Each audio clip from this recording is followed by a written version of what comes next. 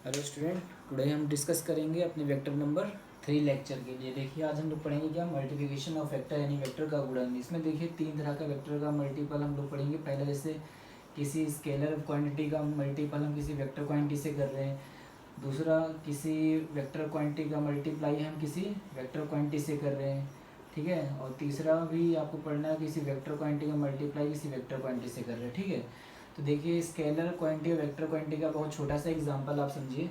पहला एग्जांपल जैसे समझा रहे हैं हम आपको, पहला, ठीक है। एग्जांपल के तौर पे देखिए हम आपको समझा रहे हैं कि जैसे एग्जांपल के तौर पे जैसे स्केलर मल्टीपल कर रहे हैं, तो जैसे कोई वेक्टर हमारे पास ए गिवन है 3i कैप, ठीक है, 4j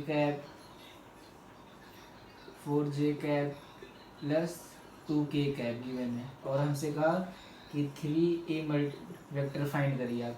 तो देखिए ये क्या, एक वेक्टर क्वांटिटी हो गई और 3 एक नंबर है, ये कैसी क्वांटिटी हो गई, स्केलर। तो यानी स्केलर और वेक्टर का एक सिंपल मल्टीप्लाई करना है। तो आप क्या लगा दोगे, 3 लगा दोगे। ये आप क्या कर दिए, 3i cap plus 4j cap plus 2k cap कर दिया, ठीक है। अब इसका मल्टीप्लाई कर लीजिए, तो 9i कैप हो गया, j कैप हो गया और 6k कैप हो गया।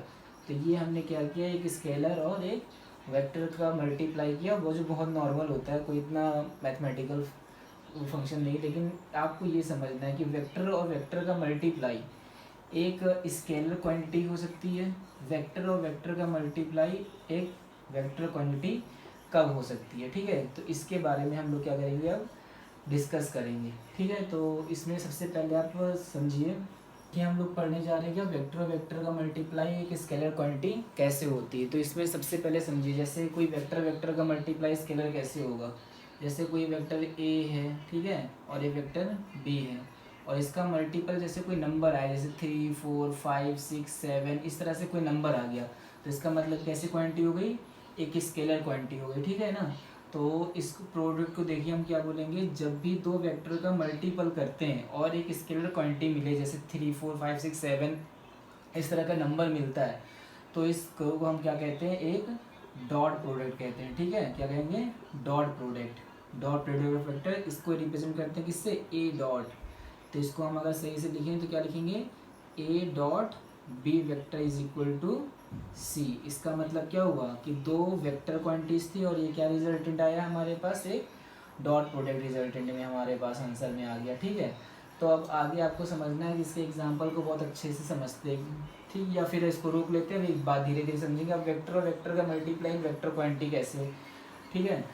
तो जब दो वेक्टर हैं, जैसे वेक्टर ए और वेक्टर बी है, और इसका मल्टीपल करें और इसका आंसर भी क्या मिले, एक वेक्टर क्वांटिटी मिलती है, ठीक है। तो ऐसे को हम क्या बोलते हैं, इसको कहते हैं हम लोग क्या, क्रॉस प्रोडक्ट। क्या कहेंगे, क्रॉस प्रोडक्ट। क्या कहेंगे, क्रॉस प्रोडक्ट कहेंगे। तो इसको हम जैसे रिप्रेजेंट करते हैं, A cross B vector is equal to C vector. तो आपको ये दो चीज़ों पे बहुत फोकस करना है कि अगर दो वेक्टर क्वांटिटीज़ का डॉट प्रोडक्ट है, इसका मतलब इसका रिजल्ट कैसा आएगा, एक स्केलर क्वांटिटी आएगी। बट दो वेक्टर का अगर क्रॉस प्रोडक्ट है तो इसका आंसर हमेशा एक वेक्टर क्वांटिटी आएगी, ठीक है। तो इसको क्रॉस में हमेशा रिजल्ट जो आएगा वो वेक्टर आएगा, और डॉट में जो रिजल्ट आएगा वो हमेशा कैसा होगा, एक स्केलर क्वांटिटी होगी, ठीक है। तो एक एक करके डिस्कस करते हैं। सबसे पहले हम लोग डिस्कस इसके बारे में, डॉट प्रोडक्ट के बारे में डिस्कस करेंगे, ठीक है, समझ लीजिए। तो डॉट प्रोडक्ट में देखिए क्या कहना है हम लोगों को, जैसे बहुत छोटा सा एग्जांपल लेते हैं। और एक दिन एक बच्चे ने भी बहुत पूछा था, अभी थोड़े दिन पहले क्या, दूसरे लेक्चर में आई थिंक पूछा था उसने कि वर्क देखिए, वर्क एक हमारी क्या है, स्केलर क्वांटिटी, ठीक है ना। लेकिन अगर आप इसका मल्टीपल देखिए तो फोर्स और इनटू क्या होता है हमारे पास, डिस्प्लेसमेंट होता है। क्या होता है, फोर्स इनटू डिस्प्लेसमेंट, ठीक है। तो फोर्स कैसी क्वांटिटी है हमारी, वेक्टर क्वांटिटी है, ठीक है। और डिस्प्लेसमेंट भी हमारी कैसी है, क्वांटिटी, वेक्टर क्वांटिटी है। और इसके बीच हमेशा प्रोडक्ट कैसा होता है, एक डॉट प्रोडक्ट होता है, ठीक है। तो दो वेक्टर क्वांटिटीज़ का डॉट प्रोडक्ट हमेशा आंसर कैसा आएगा, एक स्केलर क्वांटिटी ही आएगी, ठीक है। ये बात आपको याद रखना है।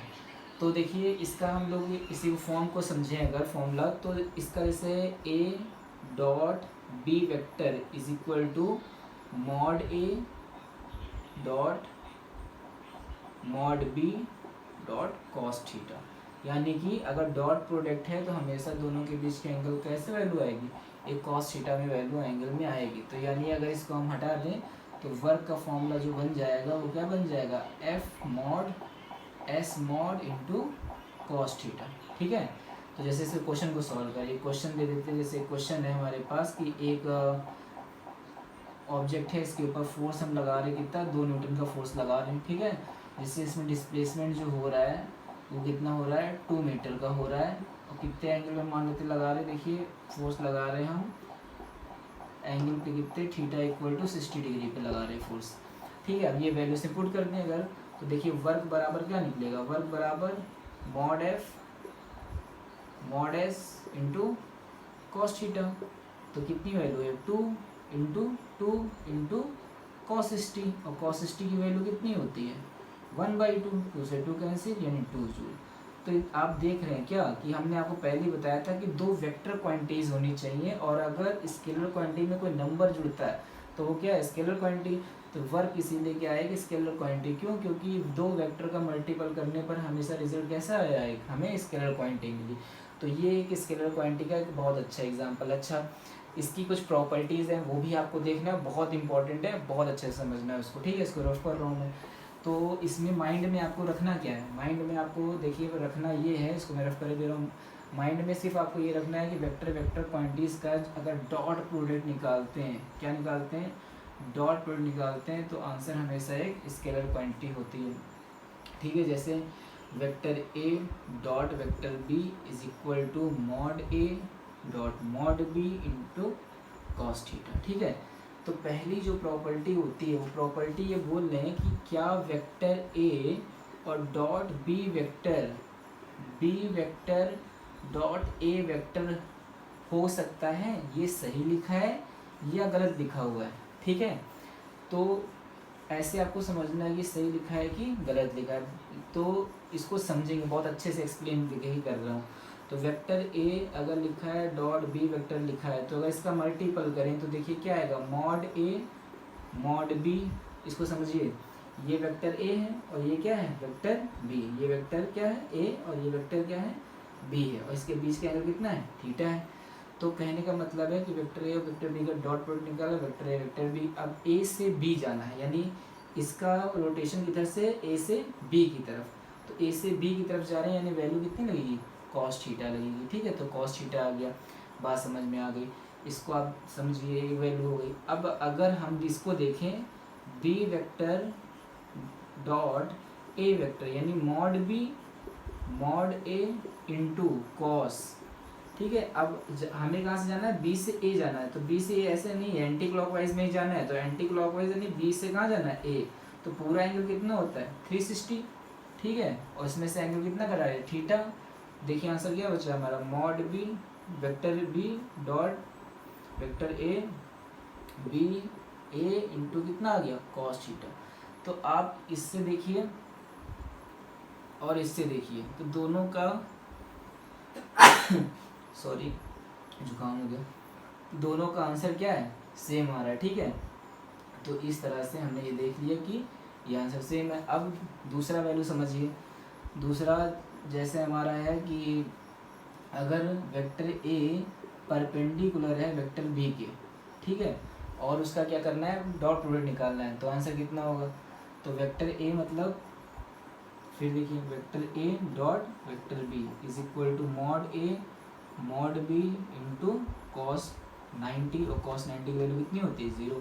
यानी वेक्टर ए और डॉट वेक्टर बी का अगर डॉट प्रोडक्ट निकालना है, और वो भी कितने पे, अगर एक दूसरे के आपस में क्या है, परपेंडिकुलर है, तो रिजल्टेंट कितना आएगा, 0 आएगा। जबकि ये जरूरी नहीं है, क्या नहीं जरूरी है कि वेक्टर ए क्या हो 0 के बराबर हो, या वेक्टर बी क्या हो 0 के बराबर हो, फिर भी इनका डॉट प्रोडक्ट क्या हो सकता है, 0 हो सकता है। समझ में आ रहा है। अब इसके बाद सबसे इम्पोर्टेंट थर्ड पॉइंट है, वो है ऑर्थोगोनल यूनिट वेक्टर। ठीक है, वो सबसे इम्पोर्टेंट है। तो वो थर्ड पॉइंट आप समझिए, जैसे हमने आपको बताया कि 3 एक्सिस जैसे हमारी हैं, एक है आपकी एक्स, एक क्या है वाई, और एक क्या है जेड। इस पे यूनिट वेक्टर क्या चल रहा है, आई कैप, इस पे क्या चल रहा है जे कैप, इस पे क्या चल रहा है के कैप। ठीक है, तो हम क्या करना चाहते हैं, हम मल्टीपल करना चाहते हैं। सबसे पहले देखिए आई और जे कैप, आई और जे कैप का डॉट प्रोडक्ट निकालेंगे। तो देखिए इसको भूल जाइए आप, तो आई और जे के बीच में एंगल कितना बन रहा है 90, और अभी आपने पढ़ा है कि 90 अगर एंगल है और डॉट प्रोडक्ट आंसर कितना आएगा 0, ठीक है। अब देखिए जे और के का समझिए, जे का और के का, तो जे और के इसमें बताइए एंगल कितना है 90, आंसर कितना आएगा 0। के और आई में अगर समझे तो एंगल कितना होगा 90, तो इसमें भी आंसर कितना आएगा 0। और आई और जे का मल्टीपल अब कर लें तब भी वही आंसर आएगा, या जे और आई का मल्टीपल कर लें तब भी आंसर वही आएगा। तो ये कहने का मतलब है कि ऑर्थोगोनल यूनिट वेक्टर आपस में क्या होते हैं 0 होते हैं। लेकिन अगर समझिए ये लिखाओ आई कैप इंटू आई कैप लिखाओ, जे कैप इंटू जे कैप लिखाओ, के कैप इंटू के कैप लिखाओ, तो कहने का मतलब है कि जैसे ये आई वेक्टर है, इसी के बगल में का आई वेक्टर है, तो बीच में एंगल कितना है 0 डिग्री सेम, तो 0 डिग्री एंगल तो cos 0 कितना होता है 1। तो इसका आंसर समझिए कैसे निकालेंगे, मॉड आई और cos 0 डिग्री, ठीक है। तो मॉड आई क्या है यूनिट वेक्टर कितना होगा 1, ये भी क्या है यूनिट वेक्टर कितना होगा 1, cos 0 की वैल्यू 1, आंसर कितना आ गया 1, ठीक है। इसी तरह इसमें लगाइए, तो जे का मल्टीप्लाई, तो जे मॉड ठीक है, और फिर cos 0 डिग्री, तो 1 इंटू 1 इंटू 1 यानी आंसर 1, के इंटू के यानी के मॉड और cos 0 डिग्री, तो इसका भी आंसर कितना 1 इंटू 1 इंटू 1 यानी 1। तो ये आपको फॉर्म बहुत इंपॉर्टेंट है, बहुत ईमानदारी से याद रखना है कि अगर किसी भी यूनिट वेक्टर में अगर सिर्फ डॉट प्रोडक्ट है सेम के साथ तो आंसर कितना आएगा 1, किस तरह से आएगा मैंने बताया। और डिफरेंट अगर यूनिट वेक्टर के साथ में मल्टीपल है वो भी कैसा डॉट, तो आंसर कितना होगा 0 होगा। अगली क्लास में हम लोग किसके बारे में डिस्कस करेंगे, अगली क्लास में हम लोग डिस्कस करेंगे किसके बारे में, क्रॉस प्रोडक्ट के बारे में। और आज आपको पढ़ाया गया वेक्टर और वेक्टर का डॉट प्रोडक्ट से जो क्वांटिटी आती है वो कैसे होती है, स्केलर होती है। ओके।